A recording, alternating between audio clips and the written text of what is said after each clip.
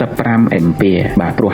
54.9 វា 55 ampere តែហ្មងទៅអញ្ចឹងវារត់ដល់ទៅប្រហែលមកដល់ទៅ55 ampere 55 ampere ដុំសាកលក់តាមទីតានេះដូចអាក្នុងរូបហ្នឹងបងណាមានទេអត់កន្លែងគេអាចអត់មានតែកន្លែងបងអូនមានប៉ុន្តែសួរថាដូចបងអូន5អញ្ចឹងរបស់អីវាតែតែមាន loss ត្រូវឯងអញ្ចឹងយើងបើជិះចង់ឲ្យរបស់នឹងជាប់ជាមួយយើងឲ្យបានយូរអង្វែងដូចបងអូនធ្លាប់ប្រាប់ពីខាងដើមធ្វើម៉េចយើងប្រើតែ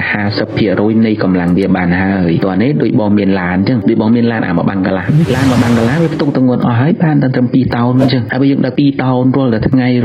វាយ៉ាងម៉េចបងម៉ាស៊ីនវាឆាប់ទ្រុឌទ្រោមម៉ាស៊ីនវាធ្ងន់ម៉ាស៊ីនហើយរបស់នោះនៅជាមួយយើងបានយូរអង្វែងទេត្រូវអត់តែបើ2តោនបងនឹកតែមួយថ្ងៃតែ500គីឡូឬមួយថ្ងៃ1តោន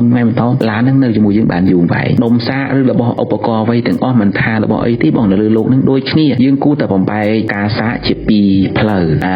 យើងគួរបំបែកជា2ផ្លូវក៏យើងទិញមកអា PWM ធម្មតាយើងទិញទាំងហុំមក60 ampere មកមួយ60 ampere ពីរនេះមួយទៀត60 ampere មកទាំងអស់វាបានបងដុំសាក2ហ្នឹងមួយអាចត្រូកម្លាំងភ្លើងបាន60 ampere មួយទៀតក៏អាចត្រូកម្លាំងភ្លើងបាន60 ampere ដែរអញ្ចឹងយើងបំបែកមកបែកមិនមួយដាក់3ផ្ទាំងមួយដាក់2ផ្ទាំងទៅនឹងចំណុចគឺងាយស្រួលអញ្ចឹងមើលតាមរូបយើងបំបែកតអញ្ចឹងមកយើងគូគ្នាអញ្ចឹងមកមើលតាមរូបមកណាគឺតបែបនេះមកដុំទី1យើងតអញ្ចឹងមកចូលធម្មតាមកដុំទី2តអញ្ចឹងមក